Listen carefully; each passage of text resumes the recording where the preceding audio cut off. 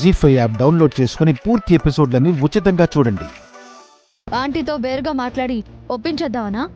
ఇక్కడ ఎవరు నువ్వు వైదేహి అంటే నమ్మరు.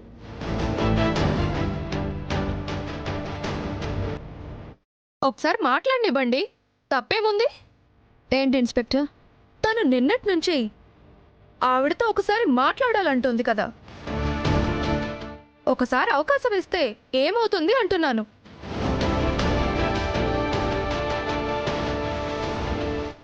అవసరం లేదు ఇన్స్పెక్టర్. ఏం మాట్లాడాలన్నా కోర్టులో మాట్లాడొచ్చు. ముద్దాయికి ఇలా వేరుగా మాట్లాడే అవకాశం ఇవ్వాలని ఏ చట్టం చెప్పడం లేదు.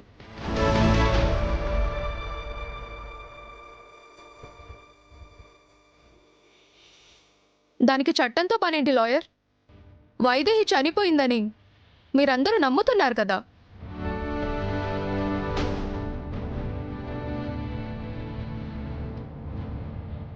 ఈవిడ ఏం చెప్పినా నమ్మరు కదా. అలాంటప్పుడు ఆవిడ ఏం చెప్తుందో ఒకసారి వింటే నష్టం ఏంటి? నష్టం కాదు, ఇష్టం లేదు.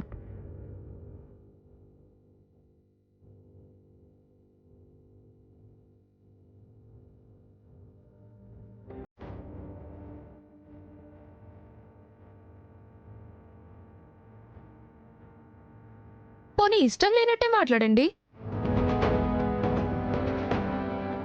అయినా ఎవరైనా మనతో మాట్లాడాలనుకున్నప్పుడు మాట్లాడిస్తేనే కదా మంచో చెడో అవసరమో కాదో తెలుస్తుంది.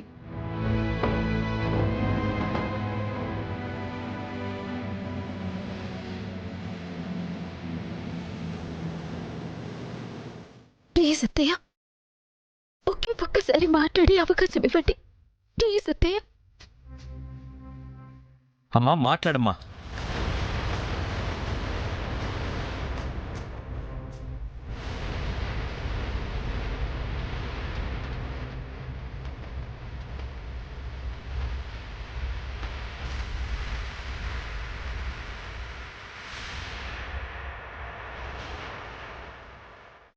దేవాంశ్, మాట్లాడిని అలేఖ్య.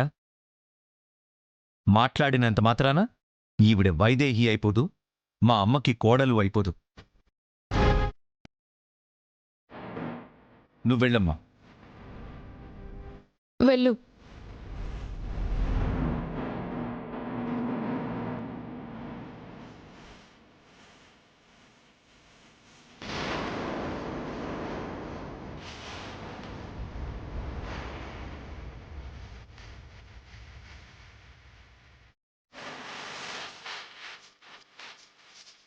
నీ ముఖం చూసి మాట్లాడాలంటేనే ఏదోలా ఉంది.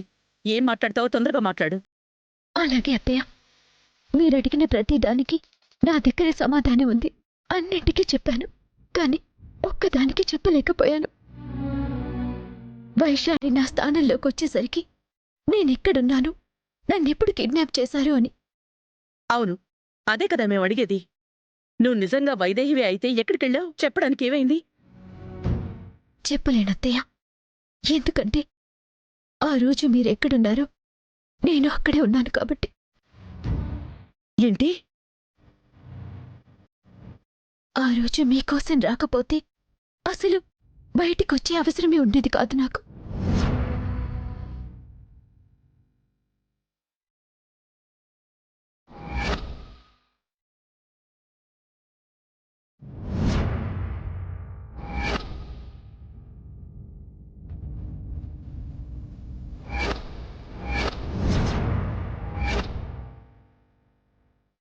జీ5 యాప్ డౌన్లోడ్ చేసి అన్ని ఎపిసోడ్స్ పూర్తి ఉచితంగా చూడండి.